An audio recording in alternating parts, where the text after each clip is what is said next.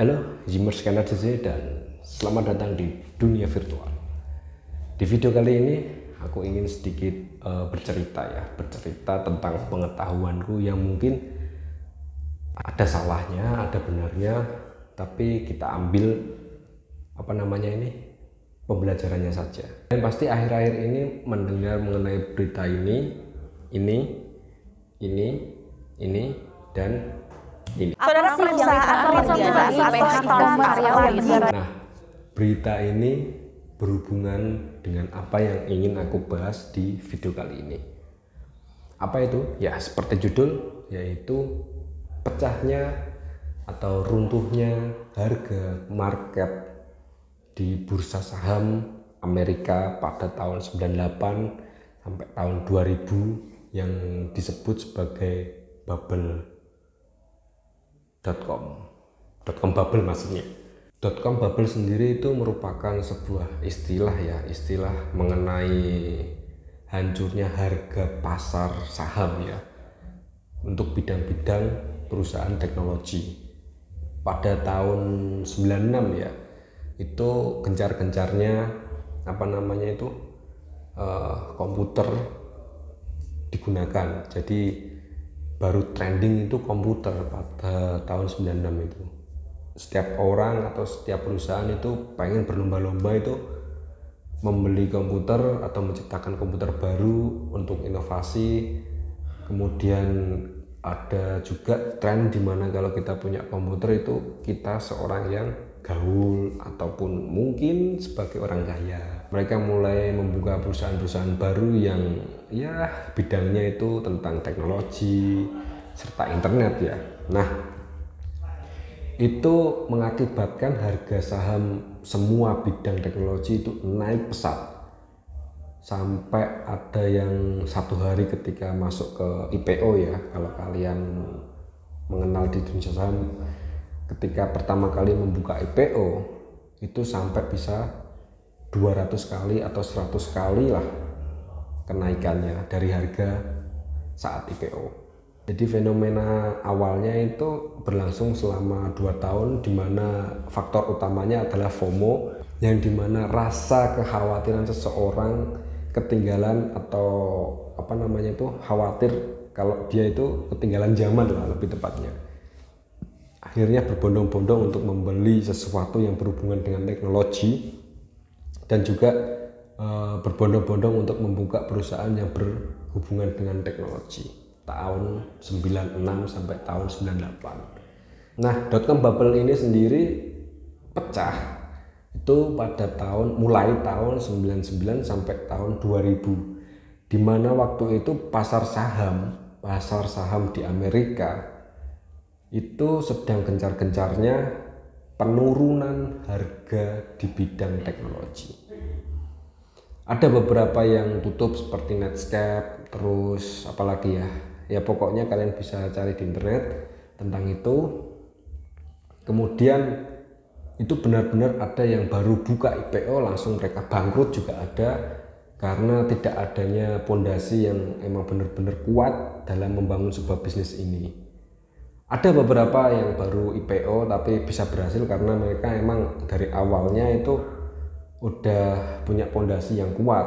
Jadi ya nggak begitu berpengaruh dengan adanya .com bubble ini, seperti perusahaan teknologi Dell, Toshiba, dan ya kawan-kawannya lah. Kalian bisa cari di internet juga lah.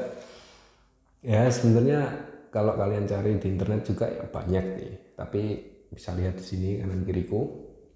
Kemudian pecahnya lagi itu tahun 2000, dimana emang benar-benar pecah, banyak investor yang kalang kabut, banyak yang perusahaan-perusahaan atau pembisnis atau orang-orang yang bergelut di bidang perusahaan bisnis ini pada hilang atau mungkin bunuh diri.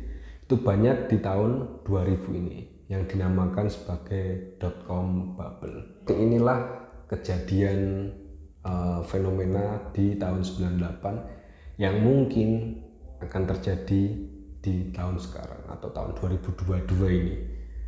Mulainya ya waktu saat COVID, banyaknya perusahaan-perusahaan teknologi yang berinovasi untuk membuat sebuah digitalisasi, ya. Mereka berusaha untuk membuat sebuah startup baru, kemudian gencar-gencarnya untuk promosi, gencar-gencarnya untuk meninggikan tiang. Jadi di tahun 2022 ini aku lihat di berita seperti ini, itu banyak sekali PHK karyawan di beberapa perusahaan-perusahaan teknologi. Apakah fenomena .com bubble ini akan terjadi lagi atau terulang kembali di tahun 2022 ini? Yang aku ikuti tahun 2020 sampai hari ini, ya faktor-faktor utamanya udah mulai muncul nih. Jadi kita lihat ke depannya gimana. Terlepas dari itu, kalau tahun 98 dulu Indonesia ngapain ya? Ya, ini, dan ini. Pada tahun itu Indonesia itu ya baru bergejolak juga, tapi tidak bergejolak dalam bidang persahaman atau investasi lah. Ya walaupun ada efek sampingnya, yaitu krisis moneter atau apa, yang melonjaknya harga rupiah ke dolar dan ya sebagainya.